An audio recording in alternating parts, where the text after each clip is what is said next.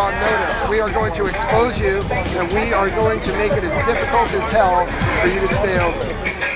Companies like Bechtel and Halliburton definitely play an important role in influencing foreign policy and defense policy, or you could say offense policy in the United States. The federal government consults with these companies before they go to war, and so determines the nature of the war. So for example, in October 2002, the federal government, Dick Cheney's office, met with a bunch of companies, including Halliburton and ExxonMobil and Chevron Texaco, to talk about how they would take over the Iraqi oil fields. Undoubtedly, they looked to profit from it, and they definitely steered the way the war was conducted in their private meetings with Dick Cheney and the U.S. administration.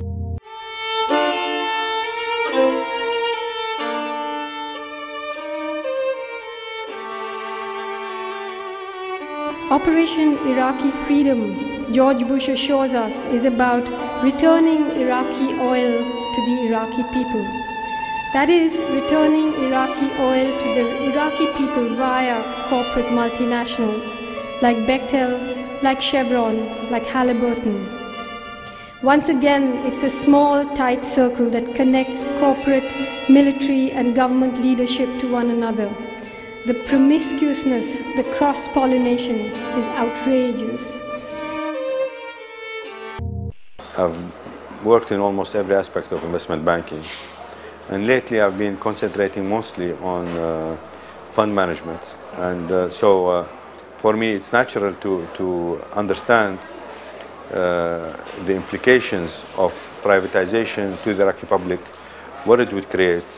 And it's very important that the United States corrects its track as quickly as possible. I mean, one of the very ominous signs is that there has been appointed an American to be in charge of the privatization program of Iraq.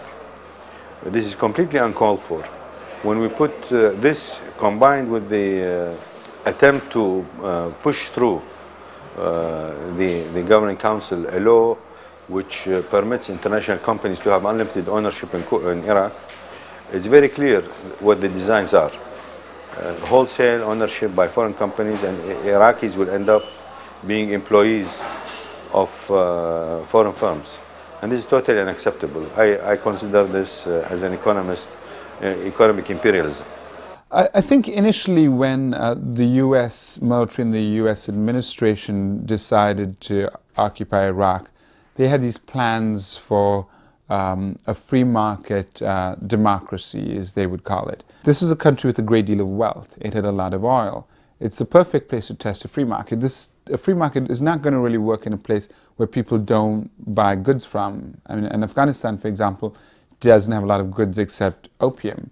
And so you can't really test a free market. Whereas here, you could have a flat tax, you could open up the borders, have no taxes, and it could prove that free trade worked. So they had these grand plans. They wanted to privatize. And in fact, the first overseer of Iraq, Jay Garner, didn't think that would work. He had some experience in the country, having worked in Kurdistan, and he was opposed to privatization. And so for those reasons, among others, he was fired from his job and replaced by Paul Bremer, who went right ahead and set up a couple of different laws, one that especially looked at the privatization of everything Iraqi, except the oil resources. And the oil resources are seen as sacrosanct because that's the mainstay of Iraqi wealth. And Iraqis would be very upset if that was wholly turned over to a foreign company. So that clearly was off the table. However, the rest of it didn't actually work either. There's a tender which is about to be decided on 5th of September for the mobile telecom in Iraq.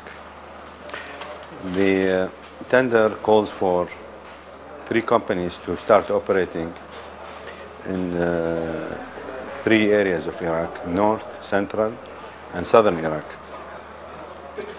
The conditions for the tender are such that it makes it impossible for an Iraqi company to be doing this, because it requires that the companies that enter the bids should be experienced. They should have experience in more than one country. And since Iraq is in a state of just coming out of war, naturally there is no such company in Iraq. The tender for the Iraqi cell phones went to a company from Egypt called Rascom, which set up the first new Iraq-na mobile system that functions only in Baghdad right now. There's been a lot of rumors of the company that got it because of their links to members of the governing council, and that there was some hanky-panky, that was going on in which members of the American administration occupying Iraq were trying to steer the contract to certain friends of theirs, which in fact failed, but spoke volumes as to how they were doing business. So obviously they're putting very high walls for Iraqis to climb. It's a very much not a level playing field. You know, we're being taken for a ride. It's important to understand that even if every troop were to come home tomorrow and a so-called sovereign Iraqi government were to come into power, Iraq would still be privatized. It would be privatized by these laws that were written by another country. It would be privatized by foreign companies that would be controlling their essential services. And it would be colonized by the fact that they now have 70% unemployment because of attacks on the public sector. That is colonization. Capitalist globalization, as I mentioned, has led to large-scale turmoil, upheaval, dramatic social change, and political instability throughout the third world.